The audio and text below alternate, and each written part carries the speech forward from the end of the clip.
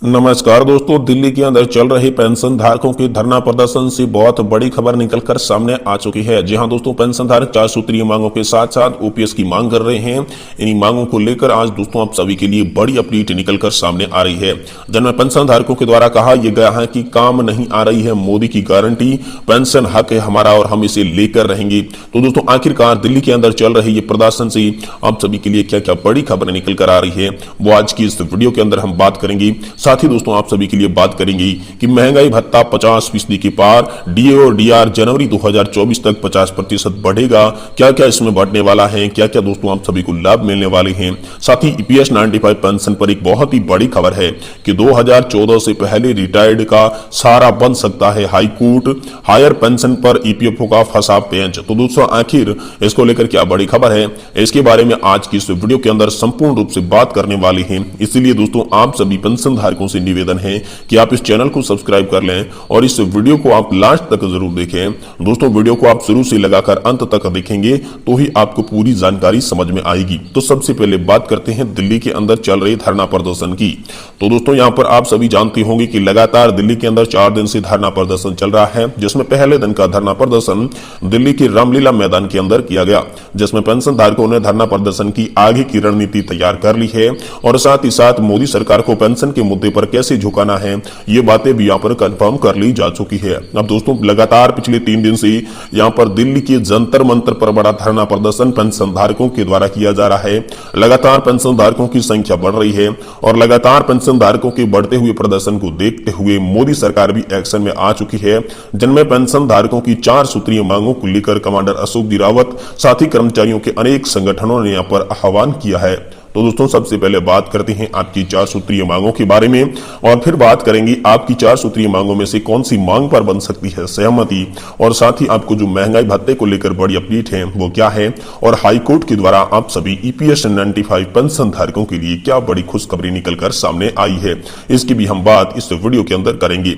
तो सबसे पहले बात करते हैं 4 सूत्रीय मांगों की। दोस्तों लगातार यहाँ पर पेंशन धारक जो प्रदर्शन कर रहे हैं उस प्रदर्शन के अंदर उनकी 4 सूत्रीय मांगों में मुख्य मांग रही है 7,500 प्लस डीए के साथ साथ मुफ्त मेडिकल सुविधा। ये 2 मांगे जो प्रमुख रही है और इन्हीं मांगों को लेकर पेंशन धारक प्रदर्शन कर रही थी। तो दोस्तों यहाँ पर पेंशन धारकों का कहना है कि लगातार पीएम मोदी से 2 बार मुलाकात होने के बावजूद भी आज 2 से 3 साल का समय बीत चुका है, लेकिन अभी तक पेंशन धारकों के लिए कोई भी कदम नहीं उठाया गया है, जिससे पेंशन धारकों में आक्रोश है, गुस्सा है और इसीलिए ये पेंशन धारक जो है वो लगातार प्रदर्शन कर रही है। दोस्तों प्रदर्शन में पेंशन धारकों को हम दिल्ली स्तर के केंद्रीय स्तर के नेताओं का भी साथ मिलने लगे हैं। केंद्रीय स्तर के नेताओं ने लगातार पेंशन धारकों को आश्वासन देने भी शुरू कर दिए हैं, जिसमें दोस्तों भूपेंद्र यादव और यहां पर सांसद हित चिंतक के रूप में आप सभी के लिए मानी जाने वाली हेमा मालिनी जी के साथ साथ कुछ अन्य केंद्रीय मंत्री भी यहां पर दिल्ली के जंतर मंतर पर आकर आपको आश्वासन दे रही है, जिसमें दोस्तों आप सभी की प्रमुख मांग 7,500 प्लस डीए को लेकर केंद्र सरकार से जल्दी सहमति के साथ साथ ईपीएफओ के द्वारा ये बिल पारित किया जाएगा, ऐसा आश्वासन आप सभी के लिए सामने निकल कर आ रहा है। भाई पेंशन धारकों की बात है कि काम नहीं आ रही है मोदी की गारंटी। जी हाँ दोस्तों, पेंशन धारक यही कह रहे हैं कि जब पीएम मोदी से 2 बार मुलाकात हो चुकी है तो फिर ये सिस्टम काम क्यों नहीं कर रहा, आखिरकार पेंशन धारकों का काम क्यों नहीं हो रहा।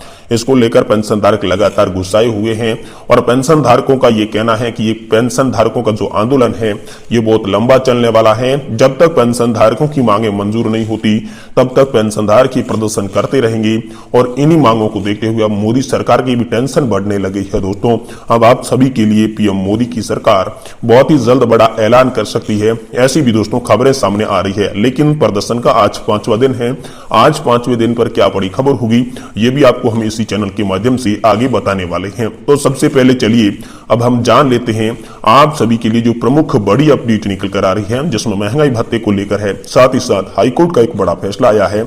इसके बारे में हम विस्तार से जानकारी इस वीडियो के अंदर आप सभी को बताते हैं। सबसे पहले बात करते हैं दोस्तों हाईकोर्ट की। तो दोस्तों ईपीएस 95 पेंशन पर बड़ी खबर है, 2014 से पहले रिटायर्ड का सहारा बना हाईकोर्ट, हायर पेंशन पर फंसा ईपीएफओ का पेंच। जी हाँ दोस्तों, ईपीएस 95 हायर पेंशन को लेकर साल 2014 के बाद रिटायर्ड कर्मचारी और अधिकारी को उच्च पेंशन का लाभ मिलने जा रहा है। संभावना है कि जनवरी में उनके खाते में दोस्तों उच्च पेंशन की राशि आना शुरू हो जाएगी। लेकिन 2014 से पहले रिटायर्ड कर्मचारियों को पेंशन नहीं मिलेगी। अब इनके लिए कानूनी लड़ाई की नई रोशनी की किरण दिखाई दे चुकी है। जी हां दोस्तों, 2014 के पहले रिटायर्ड कर्मचारियों को ईपीएस 95 के दायरे में नहीं माना गया और सरकार ईपीएफओ से कह रही है कि दायरे में नहीं आते हैं। वहीं सुप्रीम कोर्ट ने ये समीक्षा याचिका को भी खारिज कर दिया है।